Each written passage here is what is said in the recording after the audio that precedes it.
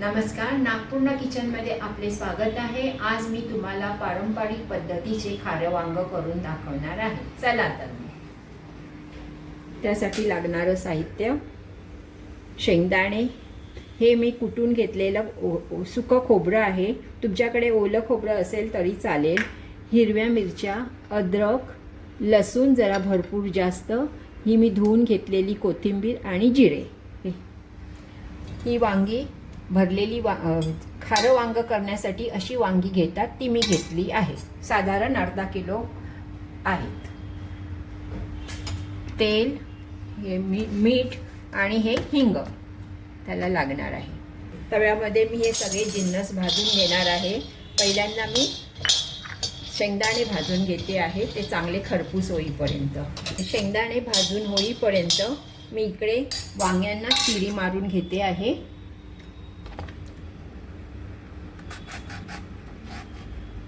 कापल्यानंतर हे पाण्यामध्येच ठेवायचे असतात, म्हणून मी ते पाण्यामध्ये ठेवणार आहे। कापल्यानंतर हे असे बघायचे आहे, कधी कीड किंवा अळी असू नये म्हणून।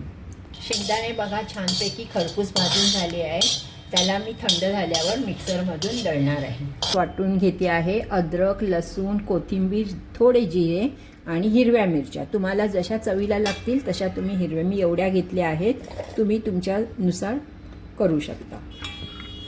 हे बघा, मी पल्स मोडवर हे थोडंसं जाडसर दळून घेतलेलं आहे। बारीक आपल्याला जास्त करायचे नाही आहे। आता मी हे काढते आहे।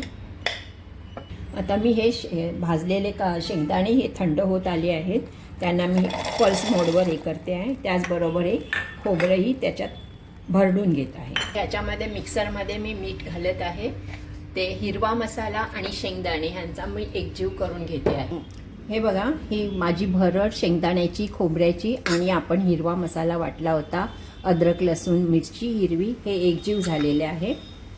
ते आता मी वांग्यामध्ये भरून दाखवते।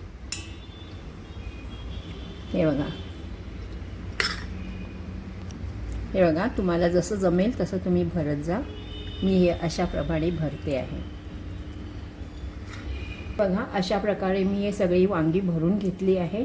आता आपण त्याला तेलामध्ये करूया। मी साधारण 3 पळी तेल घेते आहे, तसं तुम्ही घ्या, कारण की एक मस्त खमंग झाले पाहिजे, म्हणून मी थोडंसं तेल, थोडं 1 पळी तेल, हिंग टाकते आहे। तेल छान तापलंय।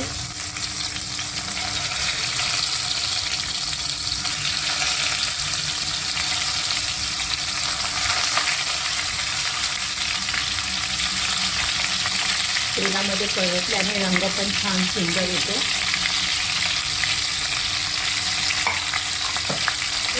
थोडी हळद पसरवते आहे।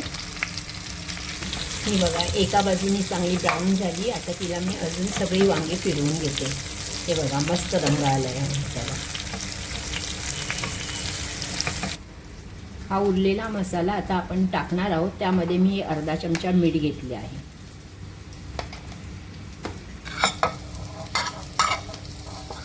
हा मसाला याच्यामध्ये टाकल्यानंतर हे वांग शिजण्यासाठी मी ह्याच्यामध्ये गरम पाणी टाकते आहे। बघा, खमंग सुगंध येत आहे। वांगे बुडणार इथपर्यंत मी पाणी टाकलं आहे। आता त्याला फिरवायचं नाही आहे, मी 2 शिट्या घेऊया। बघा, हे छान सुगंध येतोय, तर्रीसुद्धा मस्त आली आहे आणि असं चमचमीत खारं वांग तयार झाले आहे। हे आपलं कुकरमध्ये 2 शिट्यामध्ये झटपट खारं वांग तयार झाले।